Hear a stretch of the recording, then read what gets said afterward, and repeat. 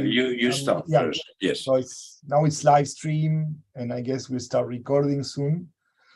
And at 2 p.m. I will say that we wait 2 more minutes to wait for people to join in, and I will present you. But okay. we're already live streaming. So.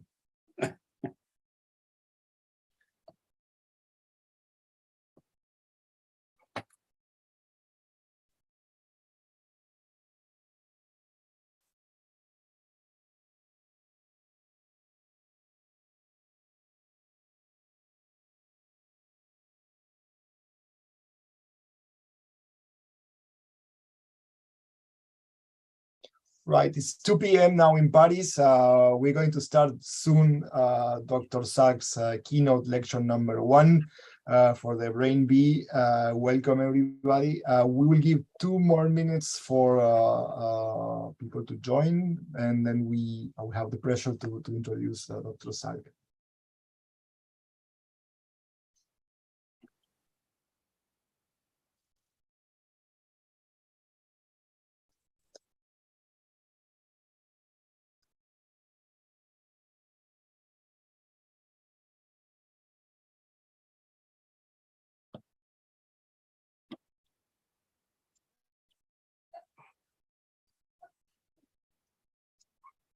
We start in 2 minutes, if that's.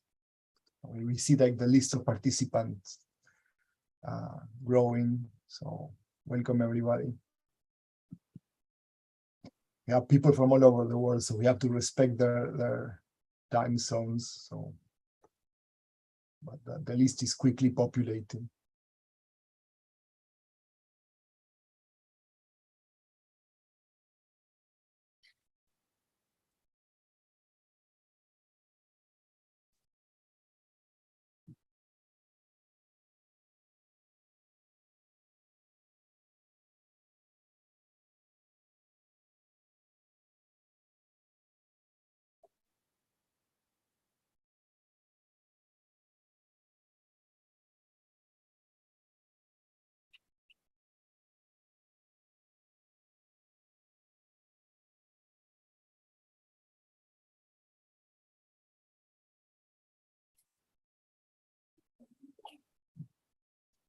Okay. Keep seeing people joining. So let's wait 1 more minute and we can start.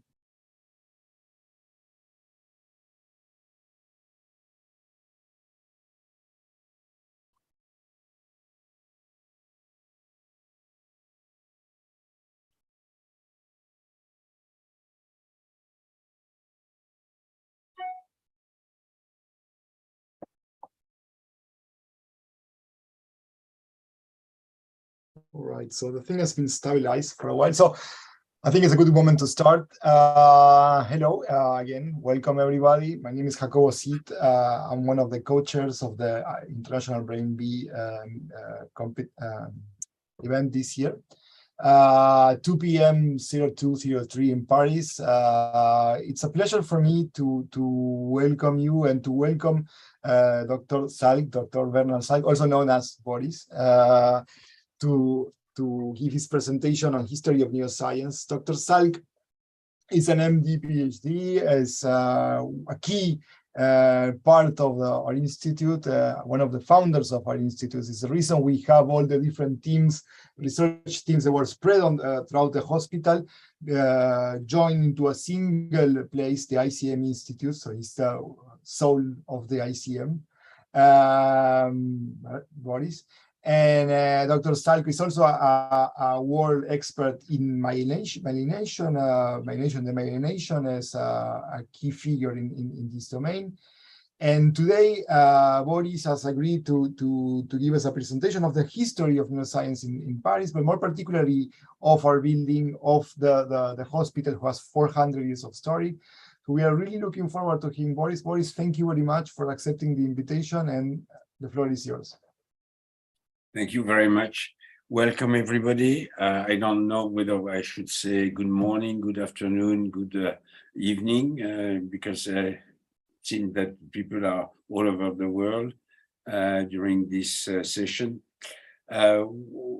what I have planned to present is something that had happened in the second half of the 19th century, which was the birth of a new medical discipline, which is named now neurology. And this happened in Paris, in this place, which is La Salpêtrière. And you will see how progressively a place that used to be first a place nearly a sort of a jail, a place to contain to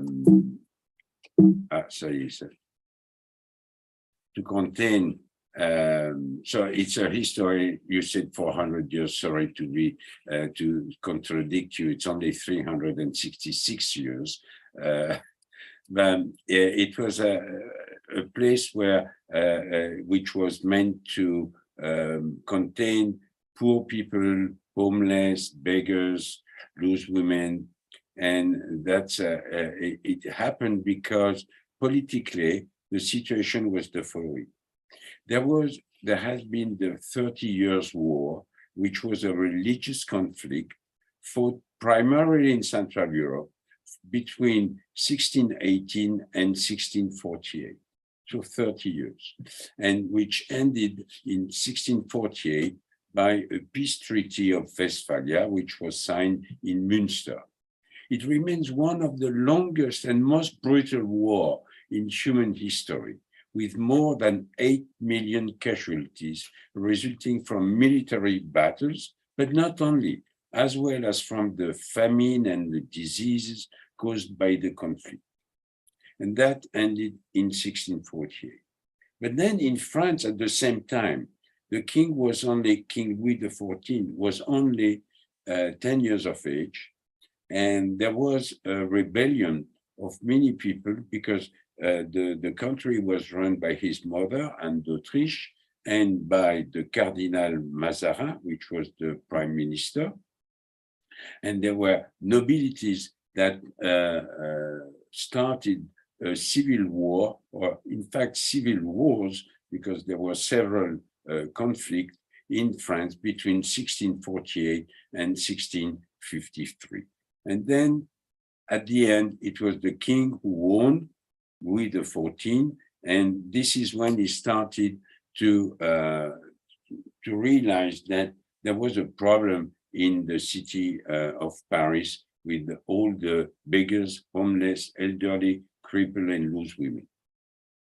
So the first stage of La Salpêtrière is between 1656, when it was created, and 1794, during the French Revolution.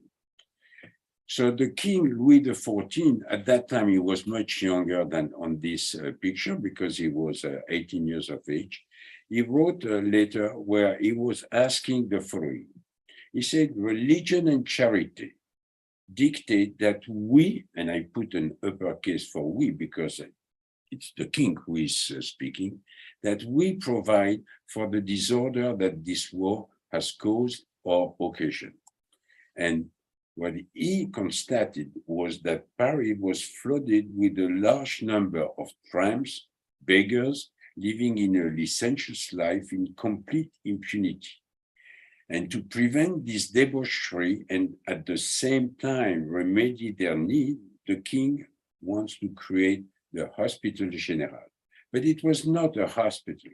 It was really more an hospice. And he created two. One is Bicêtre for men, and the other one is La Salpêtrière for women. Later on, he created also Les Invalides, which were for the soldiers, but that was in 1670. So here we are in 1656. And the king ordered that all the homeless at any state should be locked up. And this is important because they were not allowed to enter and leave. They had to, when they were put into the hospice, they had to stay there. That crippled and elderly will receive all the necessary assistance, that those who are able to work should be variously employed, and in fact they were. Each one was giving a little piece of land, and they would be eating only what they were able to have in their garden, that everyone should be instructed in the duties of devotion. And this also is important, and you will see that there was a chapel, and it was important to have this chapel. So this is how the building was, just the first part of the building. There was only one wing, which is called the Division Mazarin, and I will come back in a moment. And here is the chapel. The second wing, which is on this side, that was constructed only 1 century later, is called Division Lassé, because it's the Marquis de Lassé who gave the money. But this one was built with the money of La Duchesse d'Aiguillon and the Cardinal Mazarin. What you can see here is that this hospice was very close from the river Sea. Now it's a little bit further. The scene has been deviated a little bit. And here in this area, you have a train station, which is called Austerlitz. You realize that in France, train stations have only a name of victories, while in London, it's always defeat, like Waterloo or Trafalgar. But that's a different story. So this was how the building was at the beginning. And when I mentioned Division Mazarin, it's here. And if you look at the upper part of the main door, you can see that it's Division Mazarin. Again, Mazarin was the prime minister of the country, and the symbol of a cardinal is shown here with his hat. Another place, as I mentioned earlier, the people which were kept into that hospice had to be maintained in devotion. So the construction of the church was something very important, and it was the structure was designed by Louis XIV, but it was built by Libéral Bruant, in fact the same architect who built also the Invalides. All the Catholic churches are usually built as a cross, and this one is peculiar because it is a double cross. And double cross means that there was, instead of 4 chapels, you had 8 chapels. And the reason for that is that the priest would stay in the middle, and he could deliver the mass to 8 groups of people that you did not want to mix. For instance, you didn't want to have the elderly with crippled with those women and so forth. So that was a sort of trick of the architect to be able to deliver the mass to 8 groups of different people without mixing them. So that is Saint-Louis de la Salpêtrière. Another important building was what we call le Pavillon de la Force. Le Pavillon de la Force was the place where they sent and kept, more or less in jail, prostitutes.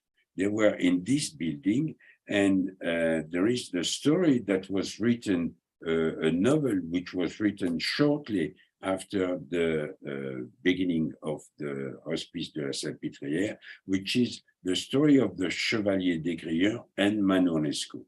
This was written by l'Abbé Prévost in 1731, but it was found very licentious, and it was forbidden in France. And then there was different re-edition of the book, but it was made in, you see, this one was in 1753, so 20 years later, but it was in Amsterdam. In this book, you tell the story of Manon Lescaut, and Manon Lescaut was a sort of a loose woman, and she was put in La Salpêtrière, and then she was sent, and Chevalier d'Aigrieux was in love with her, but Manon was sent to America. And in fact, that's where Chevalier d'Aigrieux joined her in New Orleans. And in fact, Manon, shortly after that, died in America. But to mention the fact that she was sent to America, And in fact, there is this drawing which is showing that the sad embarkment of the prostitute of Paris saying goodbye to the apothecary, and I don't know why it has to be the apothecarist, and the surgeon, as well as their lover.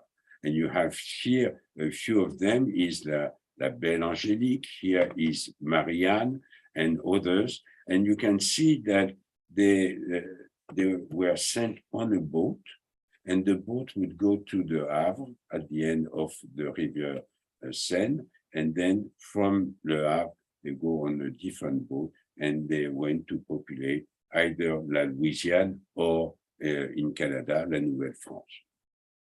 One thing which is interesting, the only thing they could bring with them, they had no suitcase at that time.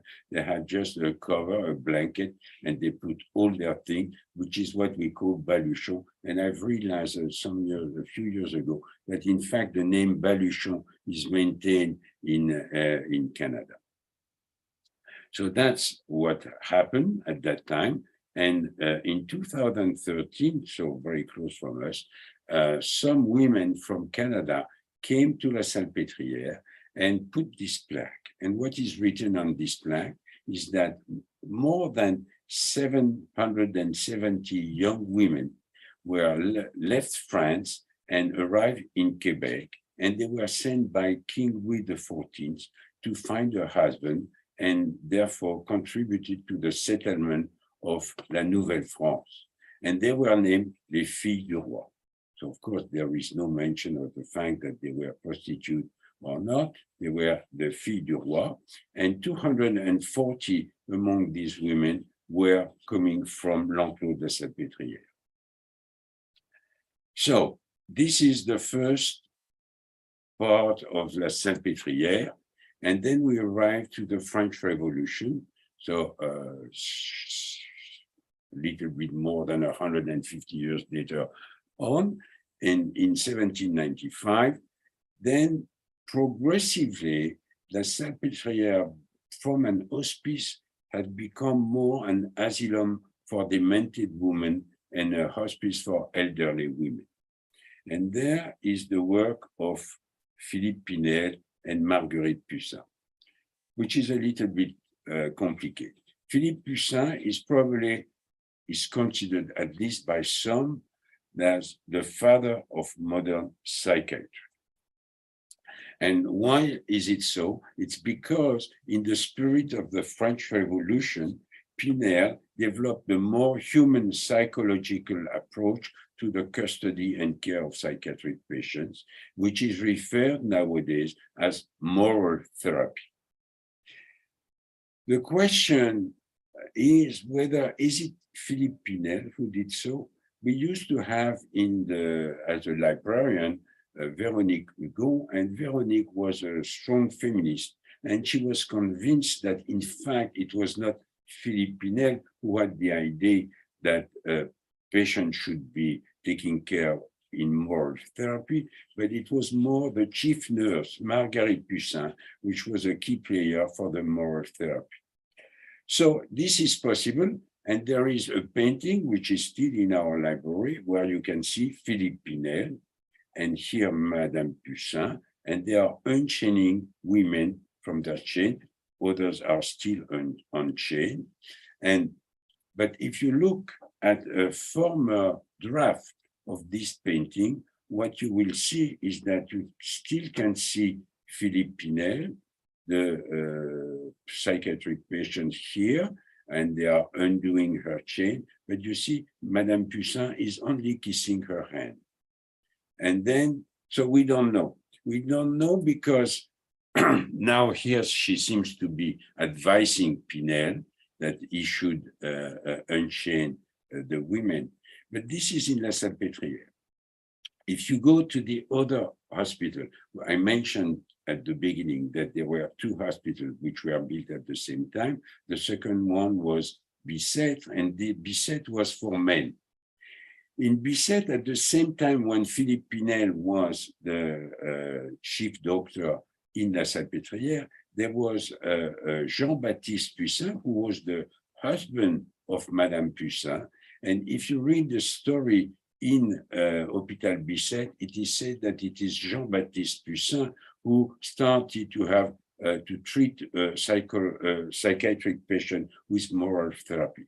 So whether it was Jean-Baptiste Pussin, Marguerite Pussin, or Philippe Pinel, we don't know. But for sure, it's Philippe Pinel who took the honors, and this is celebrated by a statue which is in front of the hospital at the moment.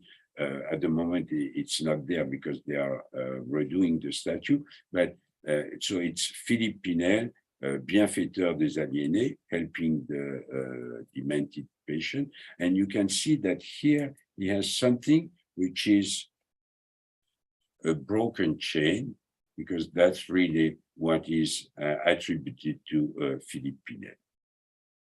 So this is the second period when from a hospice, it became a place for psychiatric patients. Then we arrive at the third period, which is 1962, when two young doctors arrive at the Salpêtrière, Alfred Vulpian and Jean-Martin Charcot. This is the clinic where Charcot used to work, but it has been destroyed now. And this is the library of Jean-Martin Charcot. And this is a famous painting where you can see that because every Tuesday, Charcot will deliver a public lecture where not only medics would attend, but also some of people of the bourgeoisie, because it was so famous that they would like to hear how Charcot was telling stories about medicine. And here you can see Georges Gilles de la Tourette. Here you can see over there Bourneville, who these are famous medics. And in the back, near the window, this boy, much younger than the others, is Jean-Baptiste Charcot. Jean-Baptiste was the son of Jean-Martin Charcot. Obviously, he didn't like at all neurology, but he was obliged by his father to follow the lectures. As soon as his father died, he left medicine, he left the Salpêtrière and went on a boat named Le Pourquoi Pas, why not, Le Pourquoi Pas, and he started to explore the Arctic. And he did several expeditions, and unfortunately, he died on the third one, Le Pourquoi Pas number 3, by a wreckage of his boat. This is the story of Jean-Baptiste Charcot, who in fact, outside the medical world, at least in France, is much more known than Jean-Martin Charcot. Jean-Martin is for the medic, but Jean-Baptiste is for all the people, because he has been doing all this exploration of the Arctic. Among the people that you can see here, here is a detail. You can see, so Charcot giving his lecture, the patient, which is Blanche Whitman, and he said that in fact, she was faking all her bizarre attitude with this opistotonos here. Here is the chief nurse, Marguerite Potard, and this is one of the famous students of Charcot, Joseph Babinski. And here in the back, drawing, you can see his pencil, is Paul Richet, who was also a medic, but he was also very gifted for designing, and he did a series of drawings about the symptomatology that Jean-Martin Charcot was designing.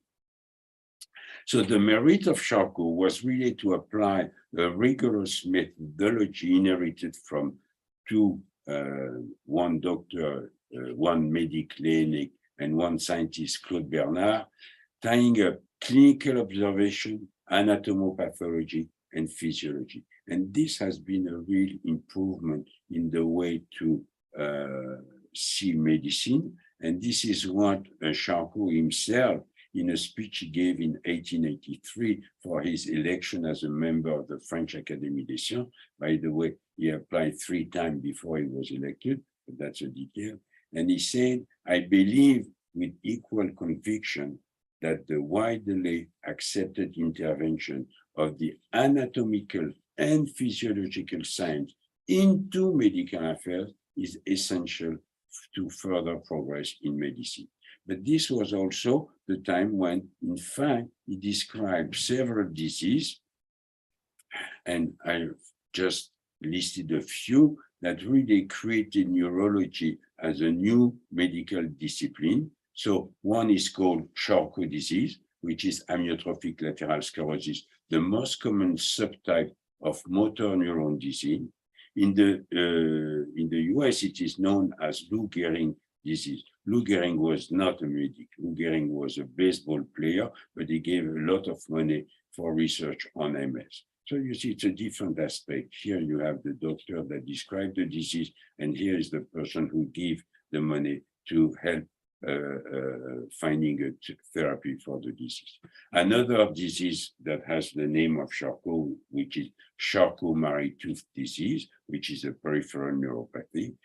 Charcot was also the one who gave the best description, and that was in 1668, of multiple sclerosis.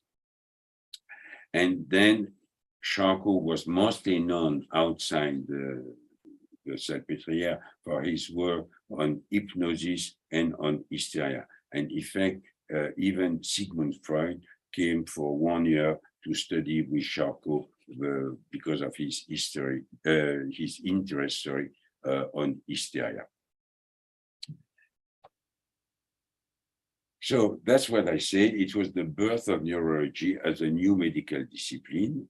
And because Charcot obtained the creation in 1882 of the first chair of the nervous system disease, la chaire des maladies du système nerveux, by building in La Salpêtrière a large clinical department with numerous collaborators and students, including numerous fellows such as Sigmund Freud from all over the world, Charcot gained an international recognition as the father of modern neurology and the founder of what was called the School of La Salpêtrière, a term which was introduced by his old friend, Alfred Vulpian.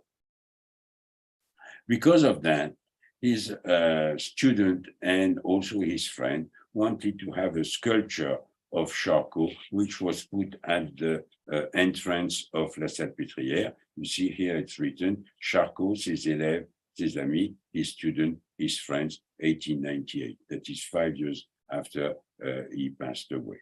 And the statue was by a sculptor named Falguière. At the same time, there was Paul Richer, which I mentioned earlier, was the drawer, very good painter and also sculptor, made a statue of Alfred Vulpian, which is here, and it was named, they were named the Castor and Pollux of experimental physiology and pathology because they were so good friends together. So this is a picture which was taken, I think, about in 1910, and you can see the entrance of La Salpêtrière, and you can see where the statue was. But 40 years later, and this is also now, you see that something has disappeared. Not only the horses, but also the statue of Charcot has disappeared. Because during the Second World War, the statue, which was made of bronze, has been melted and to make some cannon. And the irony is that, in fact, Pinel, the statue of Pinel, which was just in front of the entrance, you see, that's where Charcot used to be, but Pinel was not melted.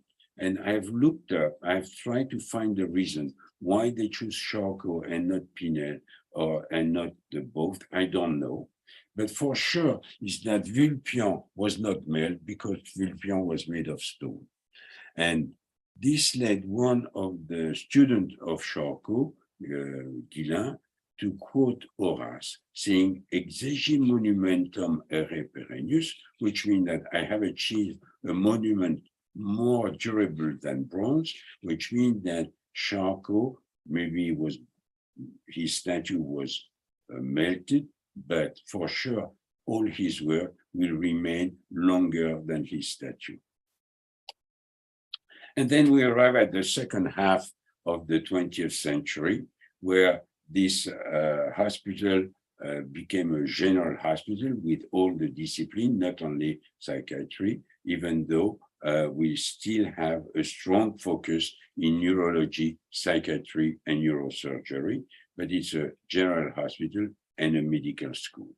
And then we arrived, so this is at the turn of the 20th century, the building, and you can see that it has not changed much. This is a more recent picture taken. You still can see the Division Mazarin, the new division, which is the Division Lacé, the entrance where Charcot used to be, the statue, but you can see that it's only in the far that you have some changes because you have the Nouvelle Bibliothèque and some skyscraper in the 13th arrondissement. So at the beginning of the 21st century, there was an important event, I think, for neuroscience, which was the creation of the Brain Paris Institute, which is known also as ICM. And this is our building. We are within the campus of La Salpêtrière. This is another view of our building. And this is a private public enterprise with our major institution for the public part, which are the CNRS and the INSERM, and also Sorbonne University, which is our university, and also a private part, which is l'Institut du Cerveau, which was key for funding this building. And we have, at the moment, I will come to that later, 2016, among which 11 being co-directed by clinicians. There is a strong incentive to have teams which are doing basic neuroscience, but also with an orientation towards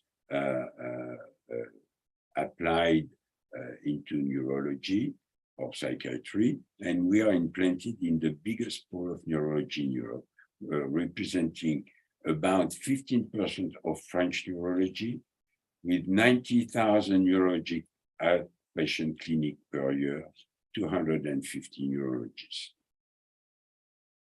So our 26 research team are selected by an international scientific advisory board, and we are divided in 5 subgroups.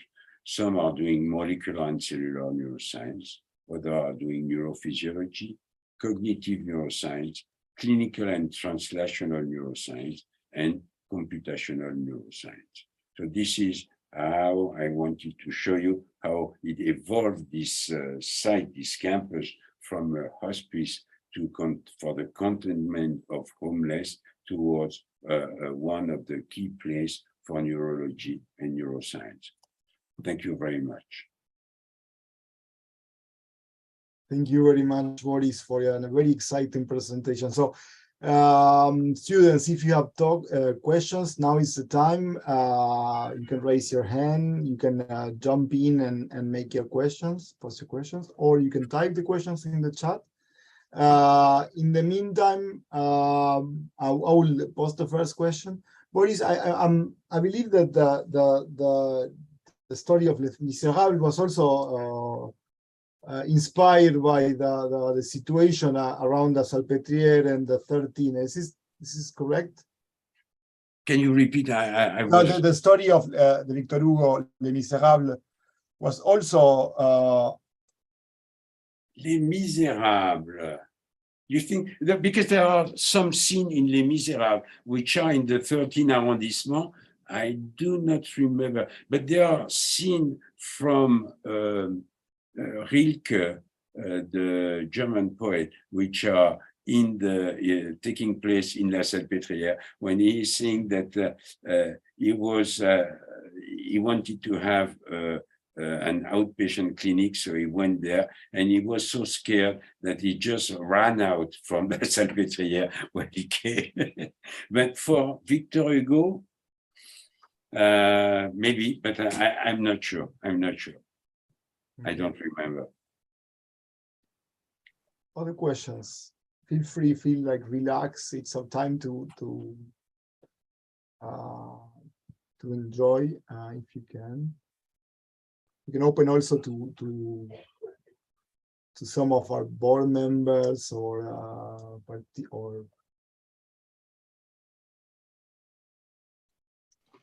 sorry, about Charcot-Marie tooth disease. Mhm. As you cited before, what are some of the, I guess, causes of it, or what actually happens during Charcot-Marie tooth?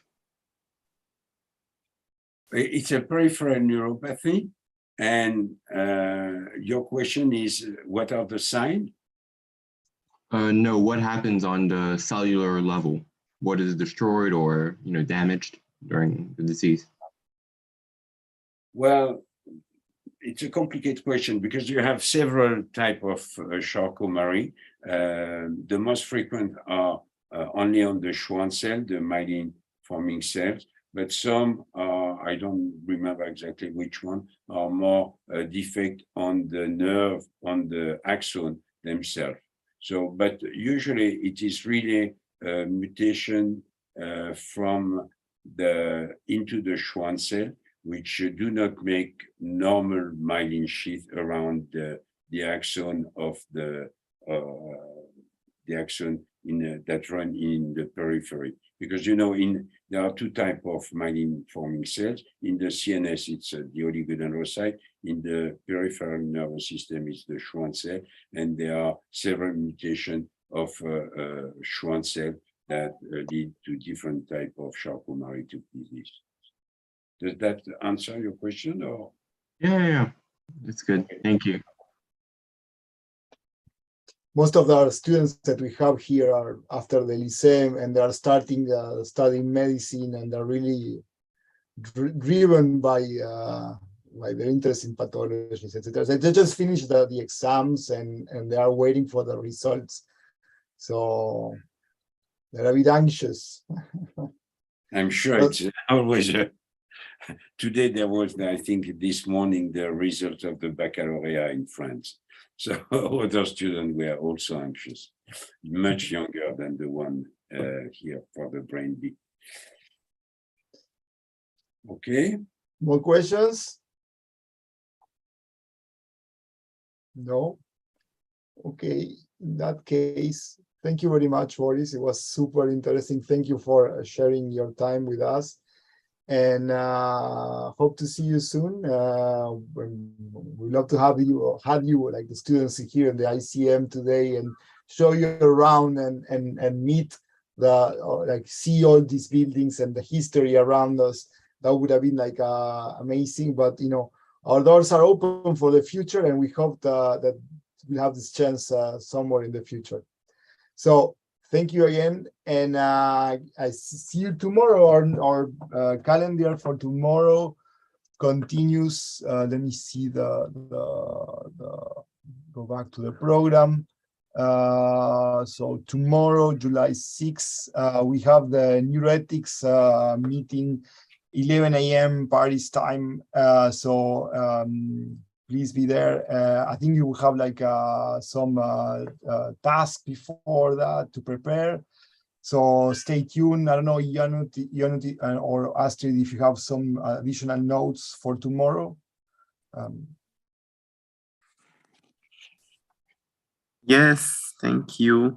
Okay. No, not necessarily. So we already sent materials in advance regarding the neuroethics part, and then they should just check the materials and read especially the case, but also about dialectics in general. And then tomorrow they will have a very interesting discussion, and we'll get a chance to work in teams. And just a small correction, it's going to start at 11:30.